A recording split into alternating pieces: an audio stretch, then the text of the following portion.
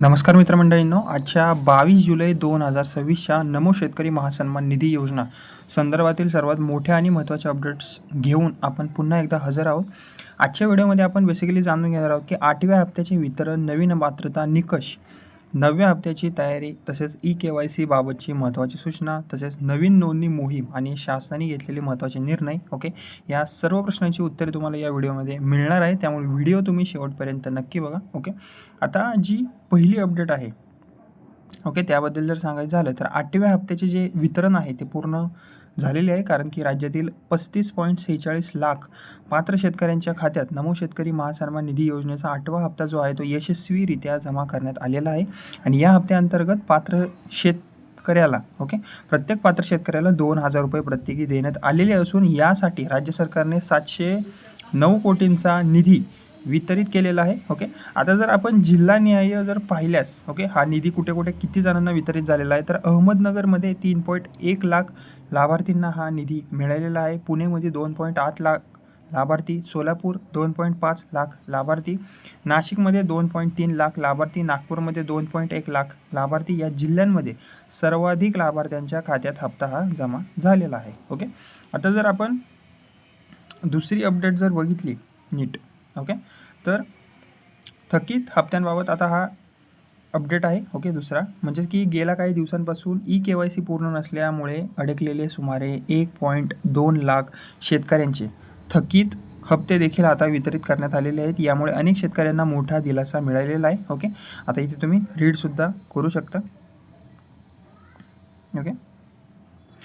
आता 2026-27 साठी काही नवीन पात्रता निकष आहेत.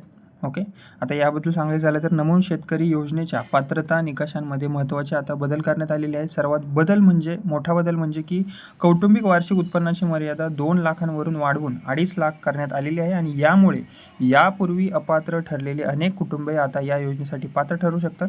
तसेच चौथीची अपडेट आहे नंतरची ते म्हणजेच की जमीन धारणा नियमांमध्ये थोडीशी आता शिथिलता आलेली आहे.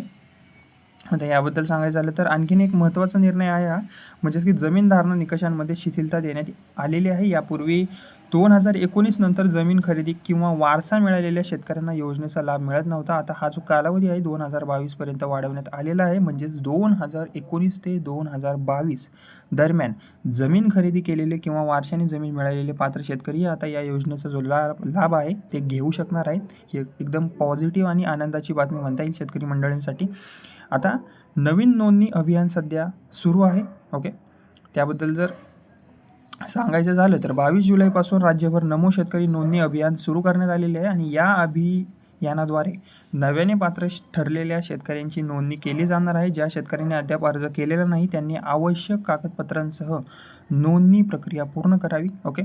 तसेच 9व्या हप्त्याची तयारी सध्या सुरू, याबद्दल एक अपडेट आहे. आता राज्य कृषी विभागाकडून 9व्या हप्त्याच्या वितरणाची तयारी सुरू करण्यात आलेली आहे. मिळालेल्या माहितीनुसार 9वा हप्ता ऑगस्ट 2026 मध्ये वितरित करण्याचे नियोजन जे आहे ते करण्यात आलेले आहे. यासाठी शासनाने सुमारे 1,000 कोटींचा जो निधी आहे तो आरक्षित ठेवलेला आहे. ही एक आनंदाची बातमी म्हणता येईल. आता म्हणजेच की लवकरच ऑगस्टमध्ये 9वा हप्ता शेतकरी मंडळींना मिळेलच.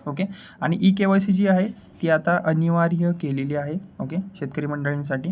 आता सर्व लाभार्थी शेतकऱ्यांसाठी एक महत्त्वाची सूचना म्हणता येईल. 31 जुलै 2026 पर्यंत सर्व लाभार्थ्यांनी आपले KYC पूर्ण करणे बंधनकारक आहे.